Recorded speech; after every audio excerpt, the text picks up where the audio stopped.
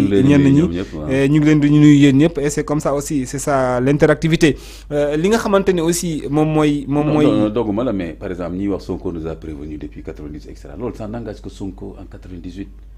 ñun ce qui nous engage par exemple c'est un rapport comme ça moo tax ma ne la un rapport il est intéressant parce que ça c'est un document public avec des chiffres et tout mais Sonko benn homme politique bu taxaw rek daal ne dañoo falsifier ay chiffres loolu mënul engager des gens sérieux des experts même bi mu ko waxee en tant que premier ministre sax il a fallu que ñu xaar ba Cour des comptes génne le document aujourd'hui pour mu mën a nekk l'officiel. Voilà moo tax d'ailleurs le fait que mu anticiper nekk une faute le fait que mu anticiper woon ci les résultats le rapport officiel de la Cour des comptes parce qu'il y a que ce rapport qui engage n'est-ce pas la Cour des comptes et l'État du Sénégal sur le plan réglementaire sur le plan de la loi amul beneen wax buy engagé kon jarul wax wala boo ko waxee tam def nga faute. Donc mais non léegi beneen bi mooy que c'est pas la première fois qu'on parle de le problème de fond il y a un problème de sincérité dans le budget donc am na quelque part peut-être am na ay dépenses extra budgétaires yoo xam ne war nañ ci def débat xool effectivement dépenses yooyu fan la dugg extra il se peut que dépense bi même si c'est extra budgétaire ça veut pas dire que ni lu ñu luubal la ça veut dire que fatt nañ ko feneen foo xam ne waru fa dem ak dépenses yoo xam ni ni ko rapport bi waxee Assemblée nationale moo ko waroon autoriser ñu dépenser côté Assemblée nationale autorisé wu ko kon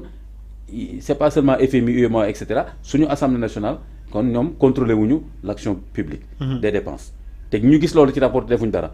c'est un problème beneen bi mooy que nu mu tuddati su fekkee ni suñu rapport Cour des comptes bi li mu doon certifié yëpp wane na ni quelque part ñu ngi doon certifié yoo xam ne finalement c'est la catastrophe à l'arrivée bu ñu cumuler yooyu yëpp mais ça veut dire qu'il y a un problème de fond. Il y a un problème de fond alors Imam pour ñu léegi ma jeexal foofu allez-y comment il s'appelle encore Diallo qui était député Mamadou Lamine Diallo ñu ngi koy jaale ak Boubacar Camara jaale lu xew noonu dafa perdre maman ndeysaan ñu ngi koy jaale yàlla yërëm xare ko aljana amiin yaay ji Mamadou Diallo ak Boubacar Camara ñoom ñëpp doon nañ wax affaire sincérité budget bi mais même bi ma gisee Boubacar Camara li mu ci wax dafa ne woon c'est pas un problème de trésorerie maa ngi koy liiraat nii ba tey mais problème wu dañu bëri caaxaan quoi di ko dépenser fait alors que fii la extra mais donc voilà justement moo tax ma ne la rapport Cour des comptes bi vraiment pour man dafa war a nekk au-delà mais gaa loolu mënoo ci dara il faut que mu nekk une lutte politique mënoo ci dara ñii doog a ñëw toog ni dañoo soxla loolu ñi pour wane ni ñii waratuñu woon yore réew mi ñee tamit soxla nañu mais nu ma ko mën a waxee laver seen honneur ci ne yii ñuy wax demeewul noonu donc loolu mënoo ko bañ et quelque part sax baax na pour que ñoom bu ñu jàppante dañuy wax ay yoo xam ne bu ñu jàppante wu duñ ko wax Ibrahima Pleya nee na l'erreur fatale a été cette conférence de presse tenue par Ousmane Sonko. Ben oui, en partie, oui. Donc voilà, il y a une faute, ça, il y a une faute à ce niveau-là. Peut-être aussi, ñu ngi woon ci benn contexte boo xamante ne ñu bëri dañ koy xaw a fàtte aussi ñu ngi jëmoon ci ay élections et que ces gens-là qui ont été cités dans cette conférence de presse-là, j'y étais, c'était des opposants à Ousmane Sonko. Donc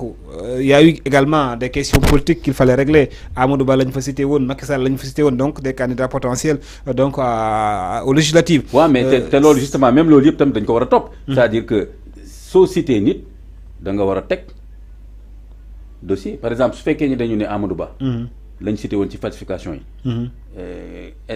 nañ génne preuve yi les cours des comptes na wax kan moo falsifié en quelle année lañ falsifié ban chiffre lañ falsifié lan la Amadou Ba falsifié su fekkee ni léegi Amadou Ba dafa falsifié la cour des comptes ne cite pas de nom. Voilà. C'est Ousmane Sonko qui a le premier ministre qui a cité moom moo cité ay tours. Mais justement donc voilà donc ça c'est un problème c'est-à-dire que la Cour des comptes ne cite pas de nom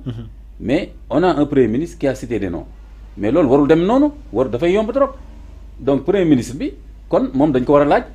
sur quelle base le citer des noms parce que dafa citer ay noms associés leen ak falsification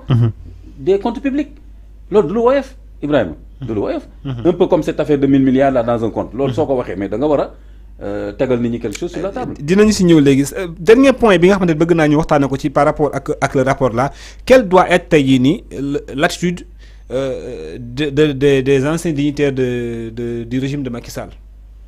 Une attitude pour man une attitude responsable. li gars yi di wax